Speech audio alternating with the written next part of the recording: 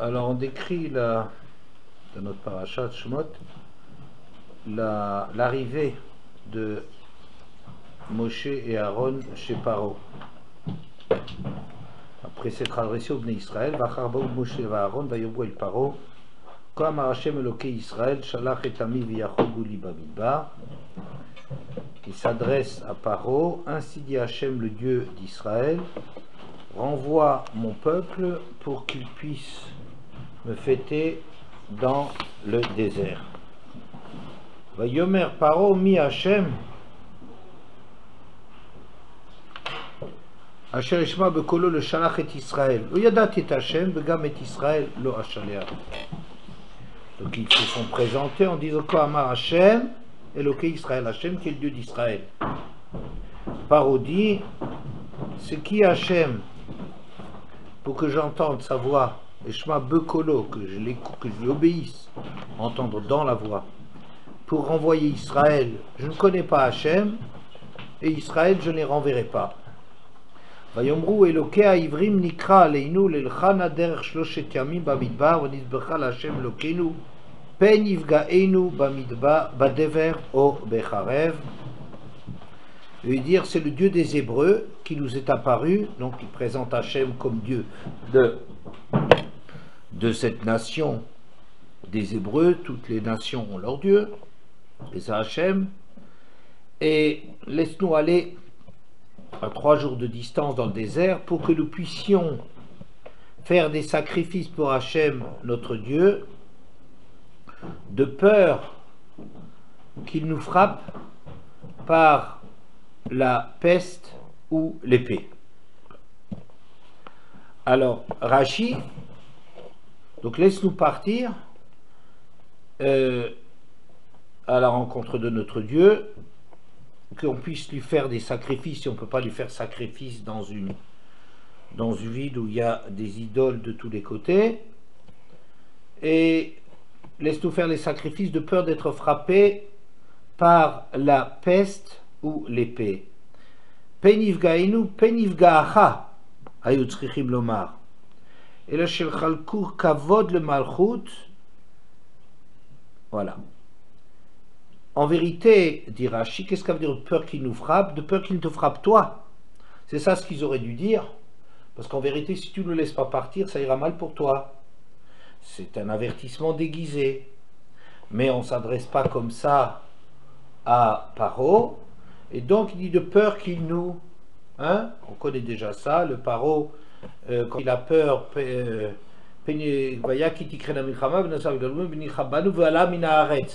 on voit quelque chose qui pourrait être du même ordre.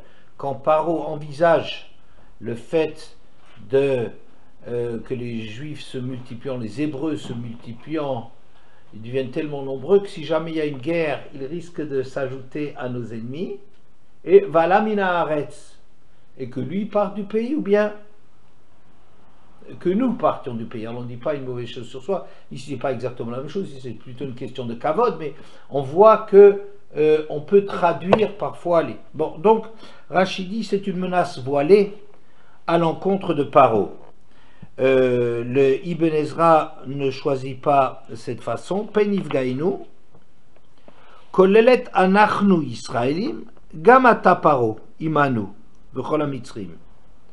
De peur qu'il nous frappe si tu ne nous laisses pas partir et qu'on fasse les sacrifices pour qu'on puisse faire les sacrifices dans le désert, de peur que nous soyons frappés.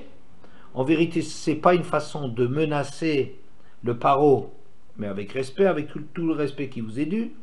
Mais Yivgainu au pluriel, de peur qu'il nous frappe, ça inclut et nous, les Israéliens, les Juifs, et toi également, Paro, avec nous. V'chol hamitzrim et tous les Égyptiens. V'kirot Paro sheba harov v'achal mitzrim rabim. Et effectivement, quand le Paro voit que les animaux sauvages pénètrent dans le pays et dévorent de nombreux Égyptiens, comme Oshekatuv Yeshalach Bahem Aro Veyechalem, que, comme on dit dans le Mizmor de Tehillim, il enverra parmi eux des animaux sauvages qui les dévoreront. Azamar le chou zivchou l'elokechem ba'aretz. Et à ce moment-là, il leur dit, alors faites le sacrifice. Donc il a bien compris, dit Ibn Ezra, que si jamais il ne permettait pas aux Hébreux d'aller faire des sacrifices, lui aussi peut les attraper. C'est pour ça qu'il réagit maintenant qu'il commence à avoir peur. Il dit allez faire le sacrifice. Seulement pour le moment, il essaie encore d'être minimaliste, quoi, de lâcher seulement sur le fait qu'il fasse des sacrifices. Et il veut encore les retenir en Égypte. Et Moshe veut le faire à l'extérieur de la ville. Bon, peu importe. Voilà.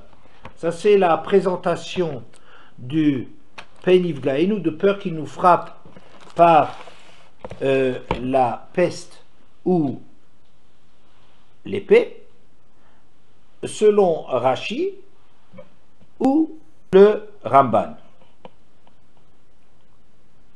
ou Ibn Ezra, pardon, Ibn Ezra.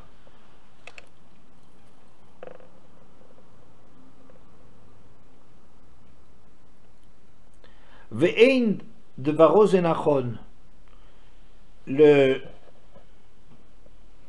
Ibn Ezra n'est pas d'accord avec... Non, oh là là. Ibn Ezra, le Ramban n'est pas d'accord avec Ibn Ezra, que ça inclut les Hébreux et le Paro. Je pense, je ne comprends pas très bien l'explication du Mfaresh, parce qu'au départ, il dit qu'on fasse la fête et qu'il s'imagine que c'est lui qui va être coincé là-dedans. Et le Perouch Arabe Ibn Ezra, chez Choser al-Makat Bechorot, Imken Echichrol Gam Israël. Comme de peur qu'il nous frappe, c'est une annonce de ce qui se passera par la suite. Alors fondamentalement, pourquoi est-ce qu'Israël serait inclus si les Égyptiens le retiennent? Kilo tsuvu, les morts chez Yeb Yisraël dever au Cherev, Imlo Isbechou, car jamais ils ont eu l'ordre de dire qu'Israël soit frappé par la peste ou l'épée, si jamais il ne faisait pas ses sacrifices. Vehem, lo Yishanu Bishirut Hashem Davar, et où ils ont rapporté certainement exactement ce dont il s'agissait de la part d'Hachem. Hachem n'a jamais menacé Israël que s'il ne venait pas le fêter, qu'il soit frappé. Bon, ce qui est intéressant, c'est le pshat du Ramban, un pshat très étonnant. Valderech ha'emet hu sod ha'korbanot. En vérité, ce qu'on trouve ici, laisse-nous partir pour faire des sacrifices de peur d'être frappé par l'épée ou par la peste. Ça, c'est le sod ha'korbanot. Oui, très étonnant. De quoi s'agit-il? Sod ha'korbanot. C'est de ça que je veux parler. Valderech ha'emet hu sod ha'korbanot shehem kofer min ha'pgiya ki lefanav yelech dever o becharev hakasha.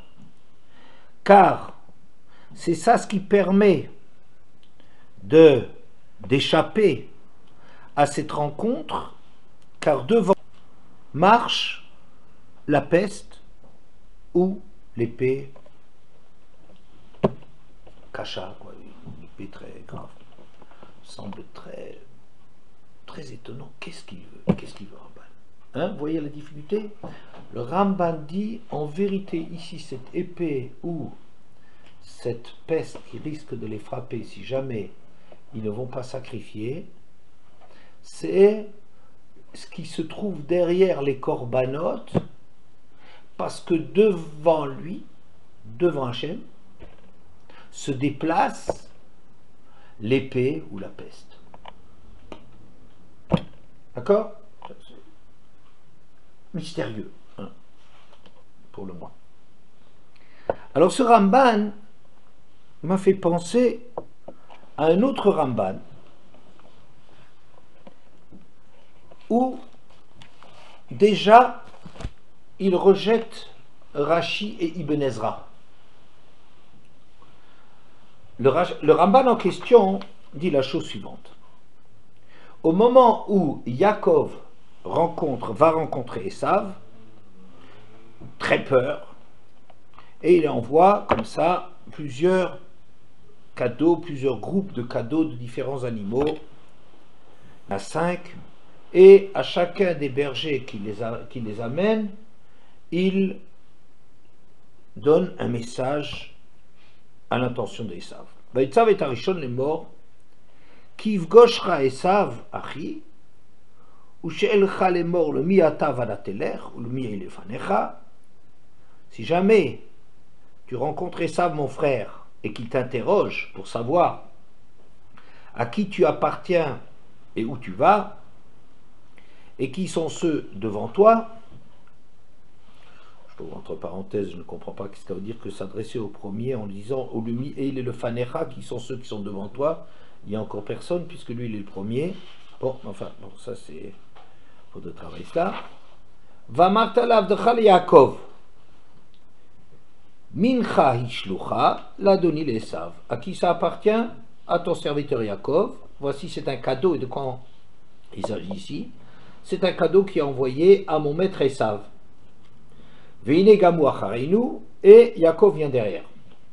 Retzav gam et hasheni, gam et hashishi, gam et kol haolchim acharei adarim, les morts. Kadavar hazeh tedabrun el Esav b'motzachem oto. Il ordonna également, Yaakov, au deuxième meneur de cadeaux, également au troisième, également à tous ceux qui suivaient les troupeaux en disant: c'est ainsi que vous vous adresserez à Esav quand vous le rencontrerez. Vamartem, et vous déclarerez: Gam ine avdecha Yaakov acharenu. Voici que ton serviteur Yaakov vient derrière nous. Qui amar, car il disait, d'accord,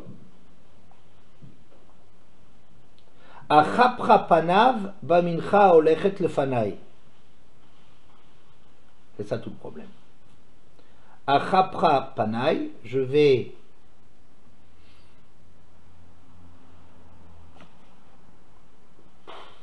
voir ce que Rashi on dit. Enlever sa face, la face avec laquelle il me regarde, regard avec qu'il porte sur moi, grâce au cadeau qui me précède. Vacharechen er epanav. Et ensuite, Yaakov, je pourrai voir sa face, ou là yissa panai, peut-être il m'agréera. D'accord? Façon un peu orientale de parler, on rendre des choses simples, compliquées, avec des trucs, avec des réponses, des calculs. Vous voyez le verset, vous voyez, voici que ton serviteur Yaakov vient derrière nous, car il se dit, je vais, disons, enlever sa face ou le faire changer de face grâce au cadeau qui va devant moi, et ensuite je me ferai voir, je pourrai voir sa face, peut-être qu'il pardonnerait à ma femme. Un langage un petit peu alambiqué. Alors regardez ce que Rashi dit. Achapra panav. Pourquoi je lui envoie ces cadeaux? Pour que Achapra panav avatel rogzo.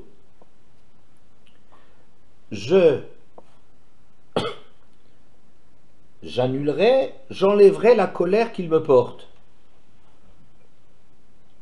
Vechein, vechiper beritchem et mavet. Même tu vois dans le même sens de achaprapanav, c'est annuler, enlever, grâce à votre alliance, elle supprimera la mort. Vous devriez normalement mourir, mais grâce au fait qu'il y a une alliance, eh bien, elle vous sauvera de la mort.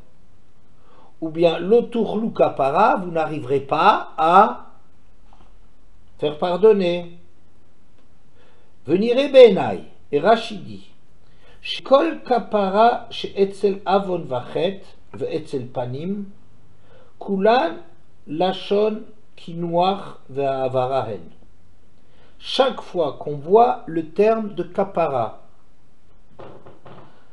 associé à avon, vechet, à des fautes de différents degrés, Ve'etzel panim, et à côté du visage, la face, la façon de regarder l'autre. Kulan lachon kinoar va'avara, il s'agit chaque fois de nettoyer et d'enlever. Ça veut dire d'enlever la colère. Hein, à quoi ça sert d'envoyer ce cadeau?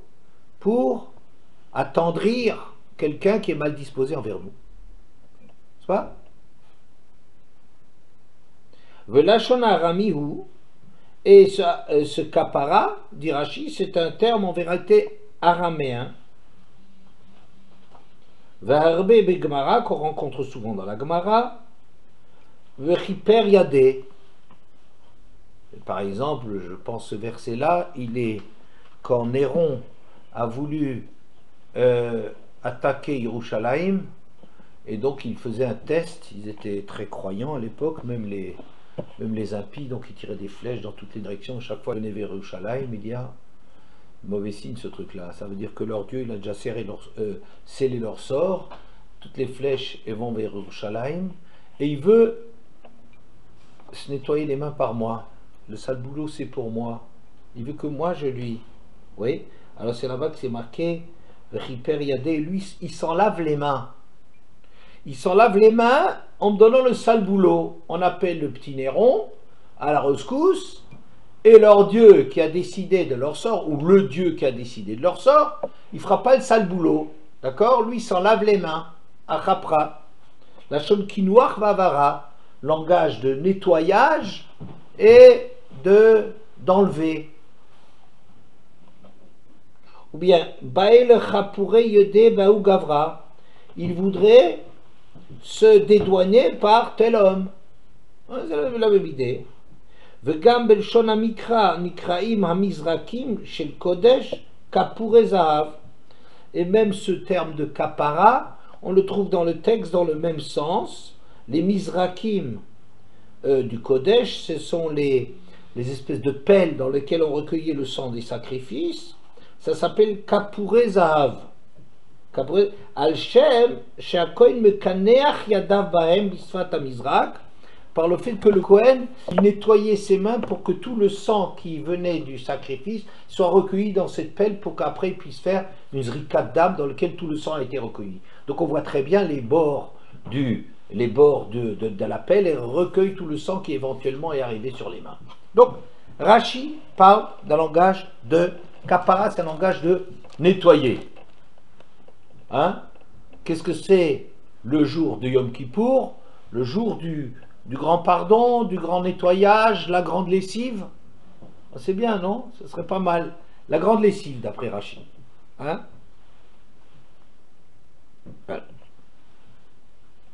Vechein Piresh à Rabbi Avraham. Et c'est également l'explication de Ibn Ezra, qui a rapporté ici, qui a marre Yaakov Belibo. Yaakov se disait, avec le cadeau qu'il va y avoir, je vais enlever, nettoyer, faire disparaître sa colère. Hein? C'est ça le kapara, comme il est encore mal disposé à mon rencontre, puisque on m'annonce qu'il vient à ma rencontre avec 400 hommes. Alors qu'est-ce que je vais faire pour le calmer? Ben, je vais lui envoyer comme ça des cadeaux et des cadeaux et des cadeaux. Finalement, il faut toujours savoir acheter l'adversaire. Oui. Donc, Doron, c'est une façon de faire la guerre, même avec Hachem, de l'apitoyer, d'enlever les mauvaises dispositions qu'il peut avoir envers nous. C'est Rashi. Ibn Ezra, de la même façon. Voilà. Alors, c'est pas par hasard que Rashi et Ibn Ezra, qui ont tous les deux parlé de Penifgaenu, si on ne va pas là-bas, si on ne va pas dans le désert à la rencontre d'Hachem, Hachem le fera payer. Alors est-ce qu'il s'agit juste à Paro, ou bien à Paro et aux Hébreux, alors qu'en vérité c'est quelque chose qui ne concerne pas du tout les Hébreux, dit le Ramban.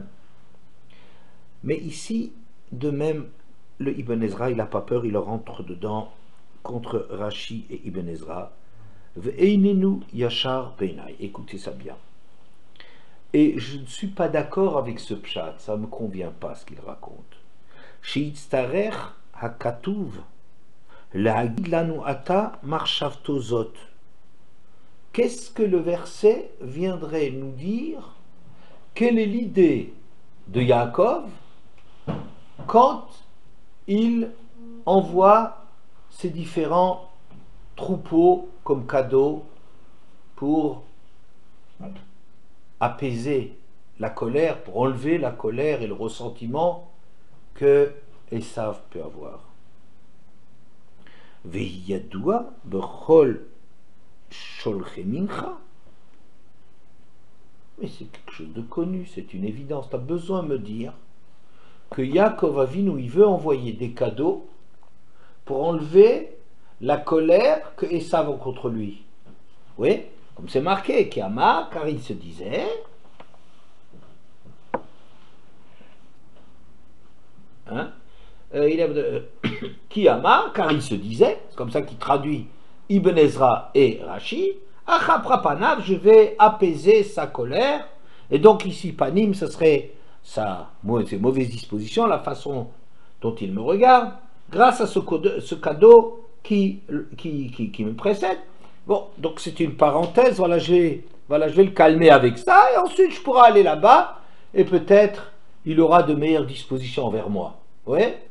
Alors demande le Ramban, il dit quoi? On a besoin de nous expliquer une chose pareille? Mais évidemment, c'est pour ça qu'on envoie des cadeaux à quelqu'un de puissant qu'on redoute. On a besoin d'essayer de l'apaiser. On n'a pas besoin de nous décrire dans la Torah que Yaakov il a fait ça pour apaiser la colère que Esav peut ressentir envers lui. En vérité, il y a quelque chose d'intéressant dans cette colère. Le Rabbeinu Yerucham, et c'est un texte que je ramène toutes les quelques années avant les Yamim Noraim. Rabbeinu Yerucham, il raconte quelque chose d'incroyable. Il dit que Yaakov, avant de rencontrer Esav, il a vraiment peur. Vaïra, Vaïetzerlo, il a peur, il craint, ça va terminer dans le sang. Pourquoi? En vérité, Esav, c'est son frère. Ça fait 20 ans qu'ils ne sont pas vus. Ça y est, la roue de la vie a tourné. Esav est devenu quelqu'un de puissant. Yaakov, ça fait 20 ans, ça fait 34 ans, qu'il n'a pas vu 20 ans chez Lavan, 14 ans où il était à la yeshiva. C'est tellement de temps, quoi, c'est tellement étonnant qu'un frère, au bout de 34 ans, il en veuille encore à l'autre parce qu'il s'est passé. Mais chacun a déjà fait sa vie, c'est fini, on n'a rien à faire. Tu sais, tu as un mariage, il y a des frères parfois ou des proches que tu n'aimes pas spécialement. Oh, tu leur envoies une invitation, qu'est-ce qui se passe? Ils viendront pas, bon. C'est pas le grand amour. Ok, il y a eu des trucs autrefois, il y a eu des frictions, ok, et alors? Et en plus, dit Rabbi Yerucham, Yaakov est Meloumad Benissim, il a l'habitude des miracles, qui bemarkli avarti et ayardenazé. Il décrit que il a passé le Yarden, alors soit en disant, premier pshat, je n'avais que mon bâton, j'avais mon seul bâton pour quand j'ai franchi à l'aller, et maintenant je trouve de quoi diviser mon camp en deux camps, tellement que je suis devenu riche, pour dire quel est le chesed d'Hachem, et parce qu'Hachem il m'a fait tellement de bonté et de cadeaux, peut-être mon crédit là-haut est épuisé. Bon, mais enfin de dire, parce qu'il me makli avarti et ardenazé, j'ai passé le Jourdain avec mon bâton, peu importe qu'il avait un bâton ou pas un bâton, au pré-bâton, c'était pas... J'avais rien. Il donne aussi un deuxième pshat, Rashi. que j'ai franchi le Yarden avec mon bâton. J'ai frappé le Yarden et puis le Yarden il s'est ouvert. J'ai traversé avec ça. Dit Rabbeinu Yerucham, qu'est-ce que Yaakov a tellement peur de rencontrer son frère qui a fait sa vie entre-temps. Et c'est quand même son frère. Et puis lui-même connaissait les miracles. Ça ne l'impressionnait pas, les miracles. Il y avoir. Dit Rabbeinu Yerucham, ça, vous voyez, ça, il y a des choses qu'il faut entendre des Chachamim. Kriyat Yam Souf, c'est rien comme miracle par rapport au fait de changer un être humain. Kriyat Yam Souf, c'est un miracle. Je vous dis ça sur un ton comme ça, un peu comme si j'avais l'habitude des miracles, hein, à part auprès de Charlie Chekroun qui me tient en haute estime. Je peux vous révéler que moi les miracles je les connais pas tellement, j'ai pas tellement l'habitude des miracles, mais qu'est-ce que t'as, Dédé, hein? Bon, quoi qu'il en soit, Kriyat Yam Souf, non, c'est pas grand chose. Mais que Esav change, ça c'est impossible. Hachem laisse l'homme libre, c'est un grand principe. Je ne sais pas si on a déjà rapporté que quand ils sont sortis d'Égypte, Hachem ne voulait pas les faire passer par Eretz Plishtim, qui était la voie la plus directe pour venir d'Égypte en Eretz, n'est-ce pas? Bon. Alors Hachem a dit, non, on ne peut pas les faire passer par là-bas, parce que, si jamais il y a une guerre qui arrivera, ils vont avoir peur, et ils vont faire marche arrière. Pourquoi? Mais parce qu'ils ont une mentalité d'esclaves. C'est des gens qui ont été rossés pendant des siècles. Tu ne peux pas en faire des guerriers, même si on sort avec tous les miracles du monde. Il en faut du temps pour arriver à rendre la confiance à quelqu'un qui a attrapé des coups à longueur de temps. Hein? Qu'à cela ne tienne. Ah ben, on n'a qu'à leur donner un cœur fort. Ils n'auront pas peur, ils étaient quand même nombreux. Dit le Moré Louchim, il dit non, mais Hachem, il ne fait pas de miracle comme ça pour transformer la liberté de l'homme. Ils en sont au niveau où c'est des peureux, où c'est des gens qui ne savent pas se battre, où ils sont effrayés à la vue d'une épée. Et bien bon, alors à cause de cela, ils vont tourner dans le désert jusqu'à ce qu'ils fassent un grand détour. Mais Hachem ne va pas toucher la liberté de l'homme. C'est pour ça qu'il n'y a pas de miracle, dit-il, qui va être fait pour que Yaakov ne risque rien de ça, et bien comme ça. On ne va pas changer les dispositions de cœur. Et que ces dispositions changent. Il dit, ben non, n'y crois pas. Il ne faut pas y croire. Ça, c'est plus que Esav sonnait le Yaakov, c'est tellement vrai, c'est tellement fondamental chez lui, que tu peux connaître Kriyat Yam Souf, mais Kriyat Yam Souf, c'est une chose. C'est un petit miracle. Esav, il change, ça, c'est un miracle impossible. Et il dit, ne t'étonne pas de cela. Ne t'en étonne pas. Pourquoi? Parce que tu sais bien que les frères de Yaakov étaient plus tzadikim les uns que les autres. Les fils, pardon, oui. Les fils de Yaakov. Ils sont partis avec l'intention de ramener Yosef. Ils ont tellement vu la souffrance du père devant la perte de son fils qu'ils ont décidé d'investir l'Égypte, de faire des recherches en Égypte et de le ramener à n'importe quel prix, du style mettre l'Égypte à feu et à sang. Ils sont prêts à donner leur vie pour retrouver Yosef s'ils le retrouvent, à n'importe quel prix. Et si on ne leur donne pas, ils feront la guerre à l'Égypte. Et quand Yosef se fait reconnaître à eux, alors Rabbeinu Yerucham dit, il y a un midrash, je ne connais pas ces midrash.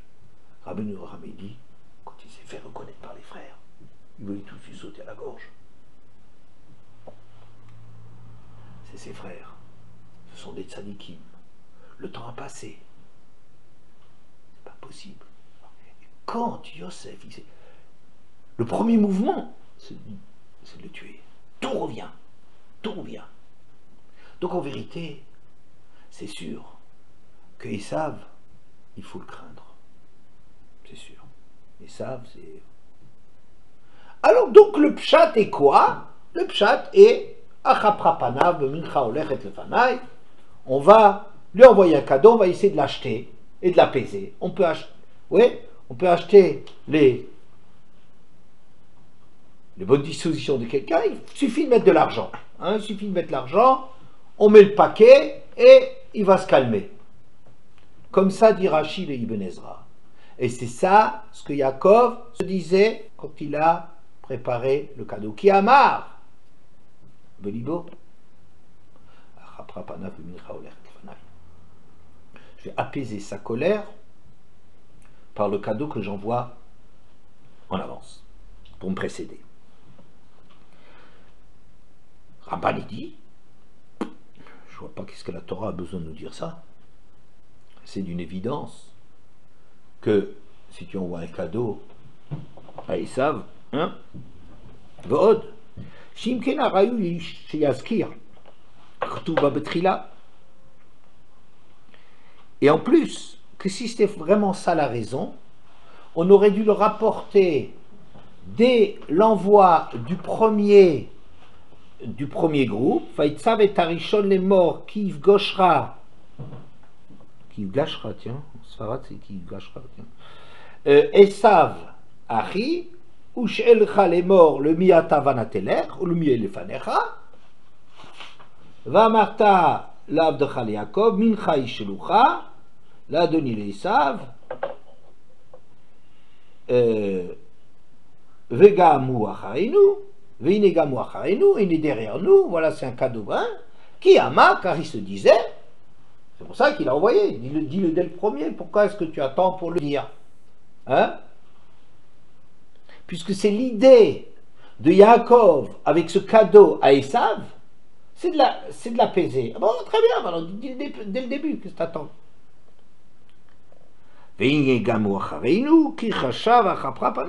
Voilà, et lui, il est derrière nous parce qu'il pensait que je vais le calmer. Car maintenant, il n'y a pas de raison qu'on ait attendu d'avoir envoyé tout le monde pour nous dire cette chose-là. Avanachon.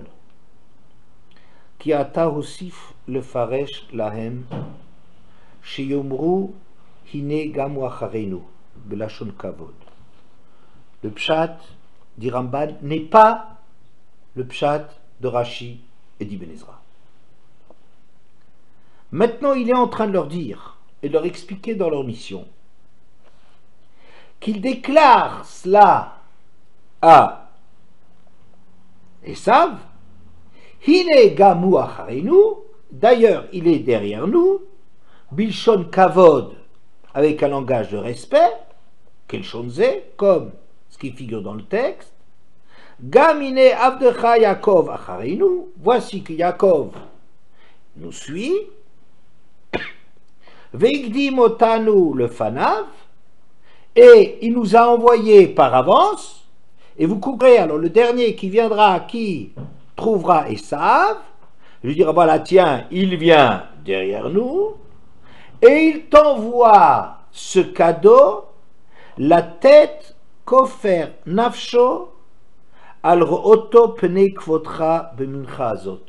Extraordinaire pshat du Ramban. Et il t'envoie ce cadeau, la tête kofer nafsho, pour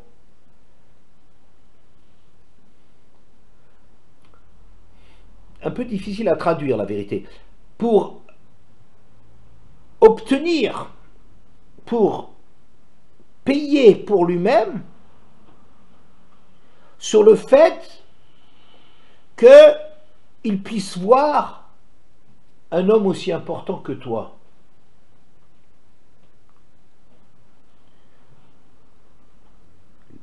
Hein, Otanu Levana, la tête kofer nafsho, écoutez bien ce qu'il dit.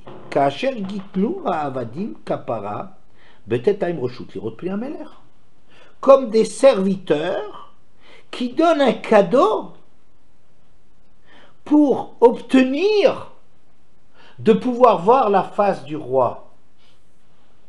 Vous savez bien, par exemple, quand Shaoul a été nommé roi, il y avait un crime de lèse-majesté qui était, de certains qui l'ont considéré comme un petit roitelet, comme quelqu'un qui pourrait rien faire pour eux, et ils ne lui ont pas envoyé le cadeau de bienvenue. Qu'est-ce que ça veut dire? Ce cadeau, c'est un cadeau qui signifie qu'on sent bien la distance entre nous, comme on est loin de la grandeur de Shaoul. Et quand il est roi et qu'on ne lui envoie pas un présent, c'est qu'on a l'impression on reste le copain, on peut rentrer chez lui comme ça. On rentre dans le palais, on rentre comme ça. Il n'y a pas de plus grand mépris pour un homme important qu'on rentre chez lui comme si on rentre chez nous à la maison. Donc il est essentiel, quand on a un roi, de lui envoyer un présent important pour montrer qu'on a bien conscience de la grandeur qu'il a et comment il nous dépasse et quel est le kavod que nous on a quelqu'un de grand comme lui. C'est de ça qu'il s'agit ici, dit le Ramban.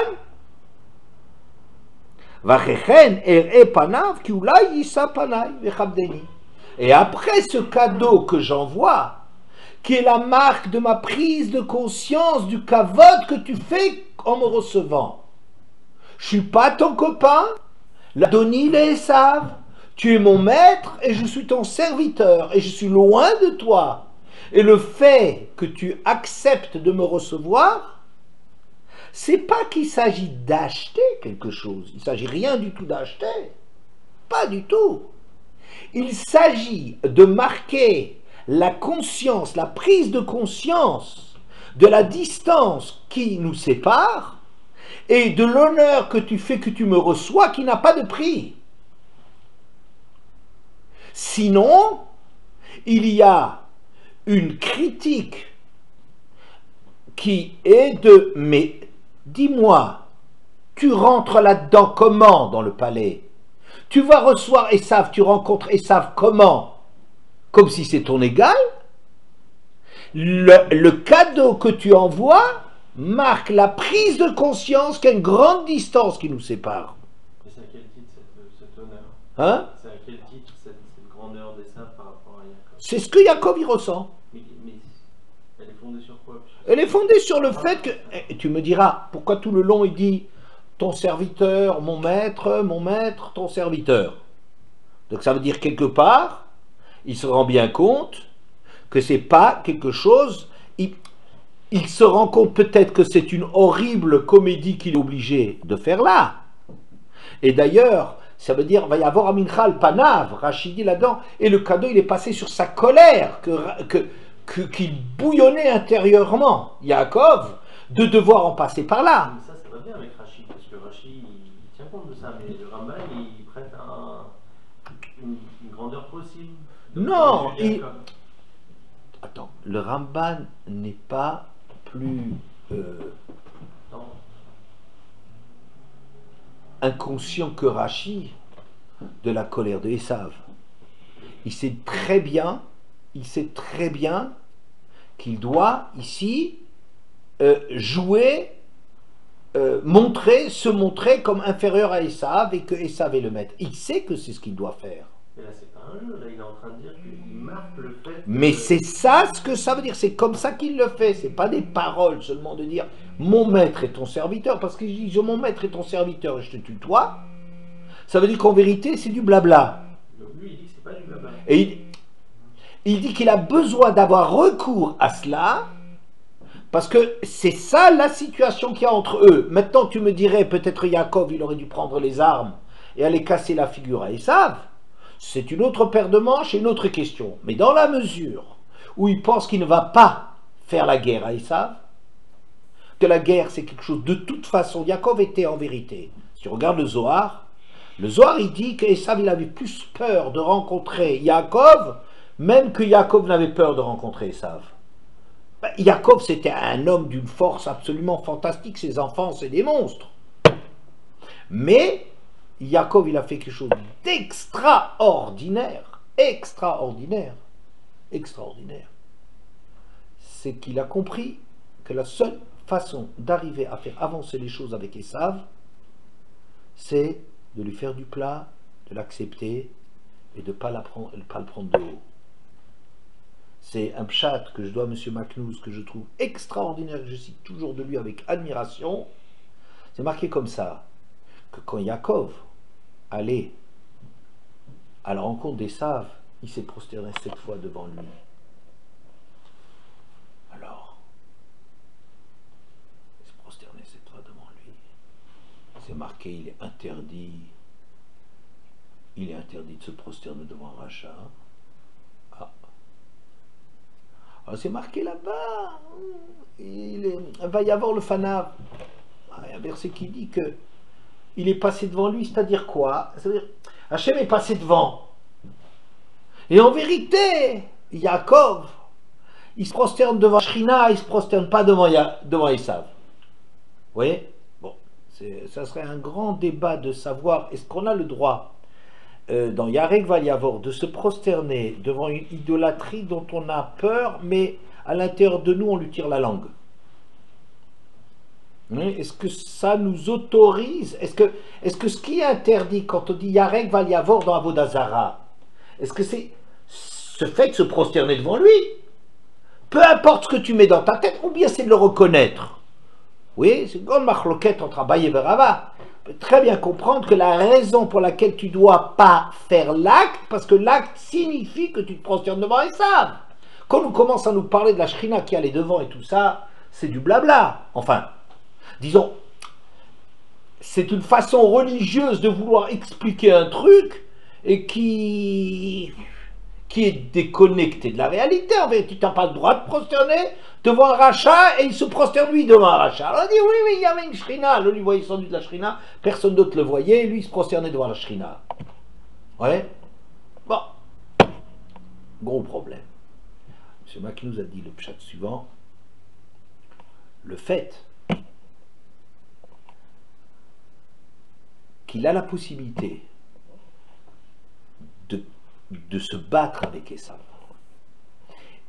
et qu'il sait que c'est jamais comme ça que tu fais avancer l'histoire. C'est-à-dire, on croit avec les Arabes, il faut casser de l'arabe. Aujourd'hui, tu casses de l'arabe parce que tu as des armes, et demain, chas de shalom, ça risque d'être le contraire. Jamais tu peux arriver à faire avancer une civilisation, peut-être avec les Arabes. Ouais, il faut toujours, ils connaissent que lui, il sait parler, lui, il sait expliquer. Ouais. Bon, alors peut-être que, mais je me dis, on ne peut pas faire avancer une relation avec quelqu'un par un rapport de force, parce que le rapport de force ne change pas les mentalités, simplement il a peur de toi, il se baisse devant toi, il se prosterne devant toi, mais il n'attend que le moment pour te taper. Et le fait que Yaakov il sait cela, et alors qu'il a les moyens de combattre et de vaincre Esav, et qu'il renonce à cela pour faire avancer le dialogue, qui est rendre possible un dialogue entre Yaakov, c'est ça ce que ça veut dire qu'il se prosterne devant Hachem. C'est pas dire qu'Hachem il sait quelque part, tu sais, un espèce de truc comme la Haramoria qu'on voit à distance, il n'y a que personne qui sait sauf lui qui comprend, mais il n'y a personne d'autre qui comprend. Alors ça apparaît qu'il se prosterne devant un rachat. Mais la vérité, c'est de faire cette chose-là, qui lui, ça lui arrache le cœur. Il sait très bien qu'il est interdit de se prosterner devant Esav, il sait très bien qui c'est Esav, il sait très bien, il n'a rien à attendre d'Esav, il a peur d'Esav et tout. Mais le fait qu'il se soumette à cette obligation de se prosterner devant lui pour obtenir quelque chose, pour faire bouger ça, pour lui donner à réfléchir, etc. Le fait qu'il accepte une chose de ce genre-là, c'est ça se prosterner devant Hachem. Que ce prosternement n'est pas un prosternement devant Esav, c'est se prosterner devant la Shrina. C'est un pshat extraordinaire. Extraordinaire. Hein? Vous entendez? Alors maintenant, Yaakov avec Esav, il juge pour une raison ou pour une autre, pour cette raison-là ou pour une autre, qu'il doit adopter le profil bas. Peu importe. Il doit apporter un profil bas. Alors, bon, peut-être que non, il aurait dû lui casser la figure. Bon, peu importe. Mais qu'est-ce que ça veut dire le profil bas? Le profil bas, ça veut dire que tu comprends de quoi il s'agit. Tu comprends que tu es en train, que ce n'est pas simplement des mots, que tu installes Esav au-dessus de toi en disant Mincha ishlocha la'adoni le'esav. C'est mon maître Esav. Ani abdecha. Même si ça te fait mal, mais il faut ça. Dit le Ramban qu'il ne s'agit pas ici d'essayer d'enlever la colère. D'essayer d'enlever la colère. Non, c'est pas ça le problème. C'est de montrer que tu as compris ce que ça veut dire que tu es le serviteur et lui le maître. Parce que c'est ça le cadeau qui est nécessaire pour marquer la distance, pour reconnaître la distance. Et plus la distance est importante, plus elle exige de toi un sacrifice de te mettre à la hauteur de l'honneur qui t'est fait. Ouais, c'est un pshat époustouflant du Ramban pour les korbanot. Mais on reviendra là-dessus. Bon. Donc, Kacher yitu avadim kaparam peut-être là im reshut lirot pnei hamelech. Et regardez comment le Ramban dit, la différence entre Ramban et Rashi, si vous voulez, c'est que Rashi, quand il dit kapara et tselavon, racheter une faute, faire pardonner une faute, nettoyer une faute, enlever, c'est pas du tout de ça qu'il s'agit. De la même façon que des serviteurs doivent donner kaparam, la kapara pour eux, pidyon nafsham, ça s'appelle, le paiement de leur situation d'apparaître devant eux. Peut-être là, ils rechute l'irot pene ameler quand on leur donne la permission de voir le roi. Et après que j'ai bien marqué et que j'ai payé le prix de la distance. Donc attention, c'est pas du tout un essai d'acheter quoi que ce soit. C'est pas ça la traduction de la kapara. C'est de reconnaître et de marquer qu'on n'est pas sur le même plan et que j'en ai parfaitement conscience et que je me rends bien compte que c'est un cadeau extraordinaire et ne me permet pas de le tutoyer. L'iyoti mero et pinameler par le fait que moi j'ai le droit d'être parmi ceux qui voient le roi. Oui, et ça c'est une façon de le mettre en valeur par la crainte qu'il avait de lui. Comme on dit dans d'autres versets, lui il apporte aussi ses versets, chacun a ses versets, vous savez bien entre Rachia, et il dit, et un homme, il sait comment racheter cette situation, comment sauver cette situation.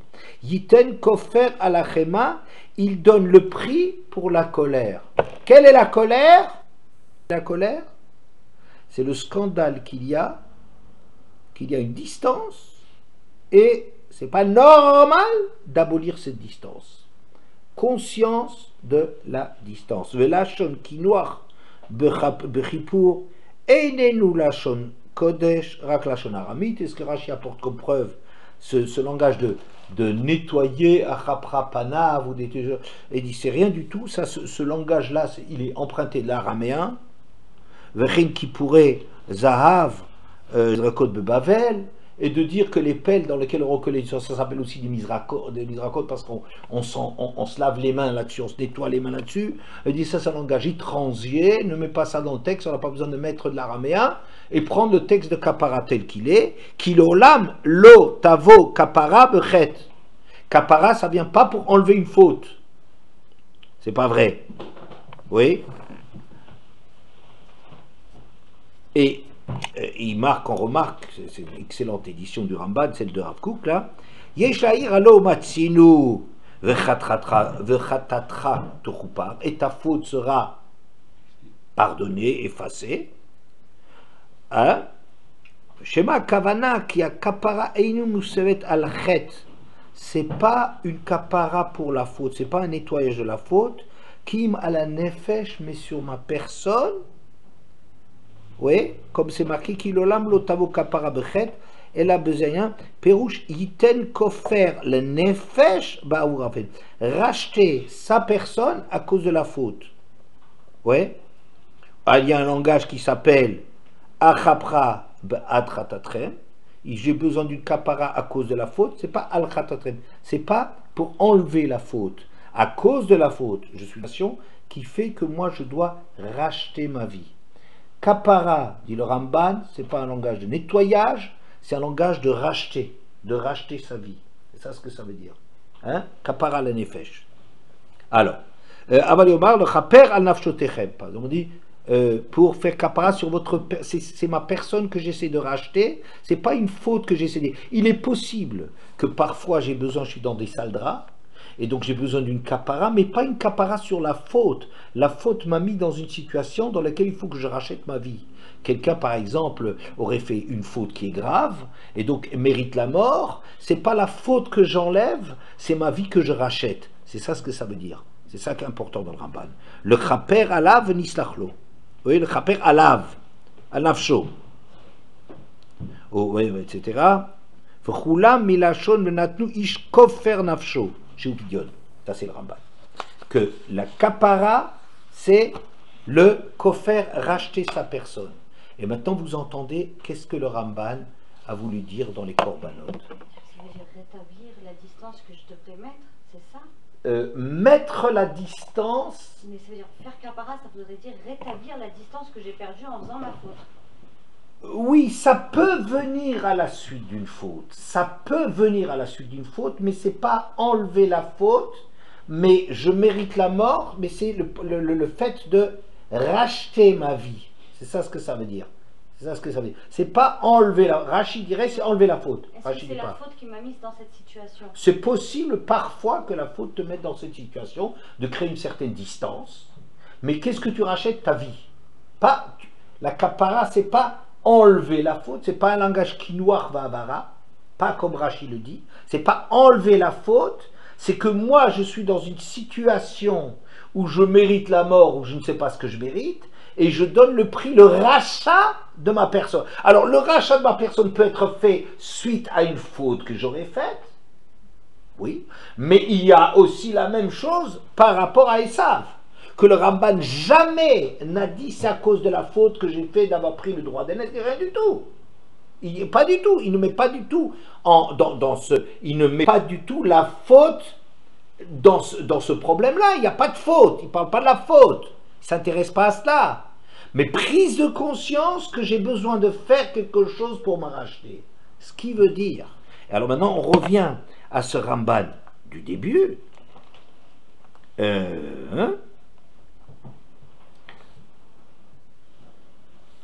Soda korbanot shem kofer minabgia. Et regardez comment c'est le pshat, et il est étonnant du Ramban, que le vort des korbanot, ce qui se trouve derrière les korbanot, c'est le kofer minabgia. C'est le fait de racheter cette rencontre, de payer la situation d'aller à la rencontre d'Hachem, qui le fanav yeler dever obecher vakasha. Car Hachem est précédé par. Qu'est-ce que ça veut dire, il est précédé par? Qu'est-ce que ça veut dire regardez le commentateur comme il le dit magnifiquement. Bien basé à pasuk soda korbanot shehem kofer minabgia, payé pour la rencontre, disons, comme revenis bechal Hachem Elokeinu penivgainu bedever, de peur qu'il nous frappe. Pourquoi on a besoin de faire? En réalité, il ne s'agissait pas de faire des corbanotes à Hachem, c'est ça qui est extraordinaire. Après le Ramban, ce n'est pas des corbanotes pour Hachem, mais c'est pour pouvoir voir Hachem. Et il y a un Chag l'Hachem Machar. On se réjouit avec Hachem. Mais attends, toujours tu dois garder à l'esprit, c'est Hachem. Et toi, tu n'es pas grand-chose par rapport à ça. Toujours tu dois l'avoir présent à l'esprit. Et c'est pas parce que le roi il te rapproche que tu deviens le copain du roi. Jamais. Jamais. Donc, alors, Pénivgabé, cette rencontre même, elle t'expose. Pourquoi? Qui le fanav yeler dever chez Umidatadin, chez le fanav. Va korban kofro. Extraordinaire ça. C'est qu'en vérité, le korban, il n'est pas pour Hachem, il est pour la Midatadin, c'est-à-dire pour... Mais de quel droit tu apparais devant Hachem? Pas le korban, Hachem, il ne prend pas le korban pour lui. Et korban, le Ishaï, pour le Esh. Le korban, il vient pour la midatadin, pour l'exigence qu'il y a. Comment est-ce que tu peux comparaître devant Hachem? Ça pose, c'est ça la midatadin, c'est-à-dire que devant cela, ça veut dire, c'est accompagner ce problème-là d'accepter que je te reçois, ça pose un problème terrible. Mais attends, mais il y a une distance. Il y a une distance quand même qui a un problème. Comment un petit animal, un microbe, il apparaît devant la face d'un grand roi.